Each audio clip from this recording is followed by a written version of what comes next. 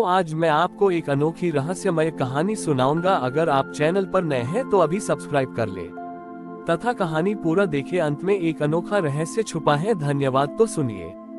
कैलाश पर्वत की तलहटी में एक गुफा थी जहां एक तपस्वी रहता था जिसका नाम था ध्रुव। ध्रुव शिव का परम भक्त था, लेकिन उसकी भक्ति केवल सांसारिक मोह से मुक्ति प्राप्त करने पर केंद्रित थी। वह हमेशा यही मानता था कि दुनियावी जिम्मेदारियां और कर्तव्य मोक्ष के मार्ग में सबसे बड़ी बाधा है। ध्रुव ने कठोर तपस्या की थी और उससे कई दिव्य सिद्धियां भी प्राप्त थीं। जब भी कोई ग्रामीण या यात्री अपनी समस्याओं के साथ उसके पास आता, ध्रुव उन्हें दुत्कार देता था। वह कहता, तुम अपनी समस्याओं को स्वयं सुलझाओ, मेरा कर्तव्य केवल अपनी आत्मा को मुक्त करना है। तुम्हारा शोर मेरे ध्यान को भंग करता है।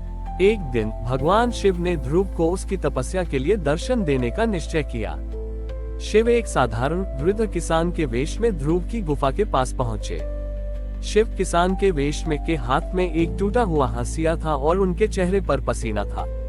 उन्होंने गुफा के द्वार पर खड़े होकर ध्रुव को पुकारा, हे तपस्वी, मैं एक गरीब किसान हूँ। मेरे खेत में खड़ी फसल पर जंगली जानवरों ने हमला कर दिया है।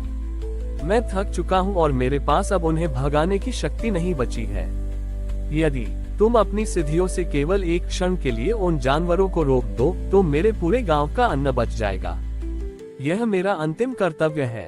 ध्रुव क्रोधित हो गया, तुम अज्ञानी हो। मैं वर्षों से मोक्ष की साधना कर रहा हूँ और तुम मेरे ध्यान को एक तुच्छ फसल के लिए भंग करना चाहते हो।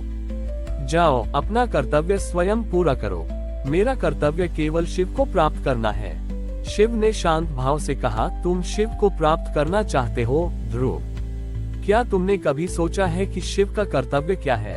क्या वह केवल समाधि में बैठे रहते हैं या वे कालकूट विष पीकर सृष्टि को बचाते हैं? क्या उनका काम केवल मोक्ष देना है या वे हर क्षण इस संसार के नश्वर चक्र को थामे रहते हैं? ध्रुव ने उत्तर दिया, महादेव का कर्तव्य सृष्टि का पालन और विनाश है। वह सब महान कार्य है। मेरी छोटी सी जिम्मेदारी से उनकी तुलना कैसे हो सकती है? उद्धरण चिन्ह। शिव मुस्कुराए, ध्रुव, शिव महान है क्योंकि वे सबसे छोटे कर्तव्य को भी पूरी निष्ठा से निभाते हैं। उनका डमरू केवल प्रलय का नाद नहीं करता, बल्कि हर जीव की हृदय गति का ताल भी निर्धारित करता है। उनका त्रिशूल केवल त्रिलोक को नहीं साधता, बल्कि हर साधक के मन की अस्थिरता को भी साधता है। शिव ने एक क्षण का विराम लिया और फिर अपनी गंभीर आवाज में कहा, तुमने मोक्ष को सबसे ऊंचा माना, लेकिन तुमने सेवा के कर्तव्य को सबसे नीचे रख दिया। यदि तुम अपनी प्राप्त सिद्धियों का एक छोटा सा अंश भी किसी जरूरतमंद की सहायता में नहीं लगा सकते, तो तुम्हारी ये तपस्या केवल स्वार्थ है, मुक्ति नहीं। याद रखो, कर्तव्य की गूंज ही शिव तक सबसे तेजी से पहुंचती है। ये कहकर किसान शिव अपने वास्तविक रूप में प्रकट हुए। ध्रुव भय और आत्मग्लानि से भर गया और शिव के चरणों में गिर पड़ा। शिव ने उसे उठाया, जाओ ध्रुव, अपनी गुफा छोड़ो और गांव जाओ। अपनी सिद्धियों का उपयोग उस खेत की रक्षा में करो। मोक्ष की खोज बाद में करना। जब तुम अपना छोटा सा कर्तव्य भी उसी निष्ठा से निभाओगे जिस निष्ठा से मैं सृष्टि का विशाल कर्तव्य निभाता हूँ, तब तुम जानोगे कि सच्चा शिव तत्व केवल वैराग्य में नहीं, बल्कि कर्म की पूर्णता में है। ध्रुव ने तुरंत आज्ञा का पालन किया। उसने जाकर अपनी सिद्धियों से न केवल उस फसल को बचाया, बल्कि गांव के लोगों को भी संगठित किया। उस दिन से ध्रुव ने जान लिया कि कर्म ही पूजा है, लेकिन तभी जब वह निस्वार्थ भाव से किया जाए, क्योंकि हर छोटा कर्तव्य भी शिव की विशाल योजना का हिस्सा है। ध्रुव ने शिव के आदेश का पालन किया और तत्काल उस खेत की ओर दौड़ा। उसने अपनी सिद्धियों का उपयोग करके जंगली जानवरों को भगा दिया और फिर अपनी योग शक्ति से एक सुरक्षा घेरा बना दिया ताकि फसल सुरक्षित रहे। गांव वालों ने जब यह असाधारण सहायता देखी तो वे ध्रुव के प्रति कृतज्ञता से भर उठे। उस रात ध्रुव अपनी गुफा में लौटा, लेकिन वह पहले जैसा महसूस नहीं कर रहा था। उसकी वर्षों की तपस्या ने उसे जो आनंद नहीं दिया था, वह निस्वार्थ सेवा के एक क्षण ने दे दिया था। उसे महसूस हुआ कि उसके ध्यान में अब पहले से कहीं अधिक शांति और उद्देश्य है।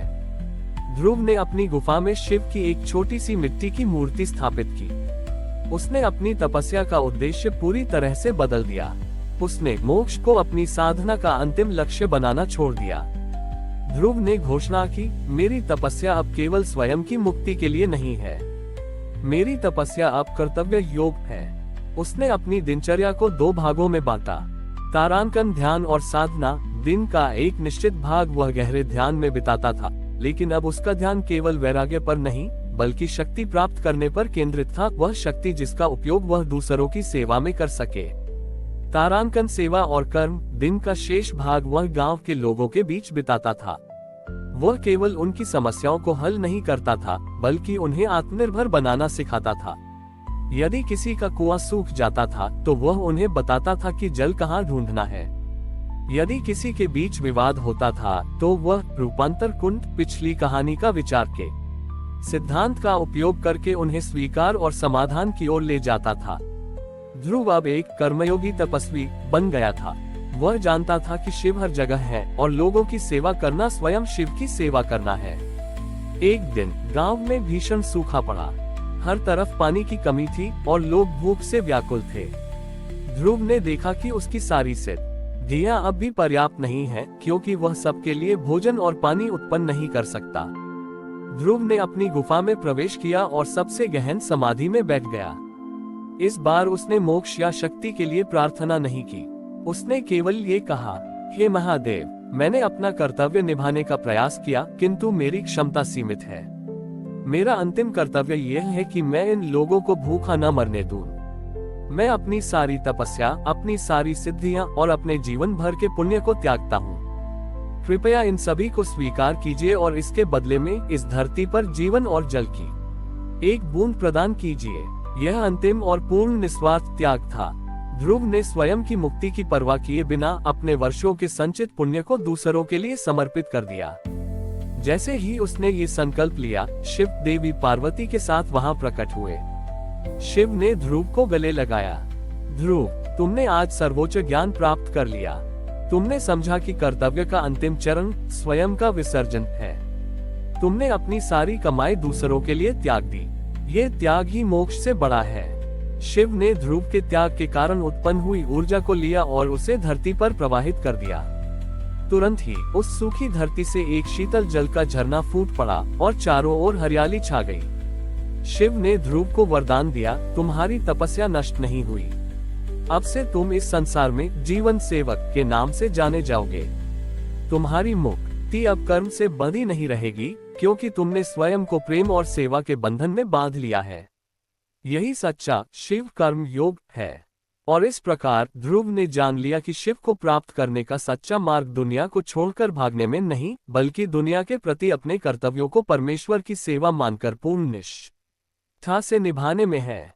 हमारी और भी आध्यात्मिक एवं अनोखी कहानियां देखने के लिए हमारे चैनल पर जाएं तथा धार्मिक एवं पौराणिक अनोखी कहानियां हमारे चैनल पर है।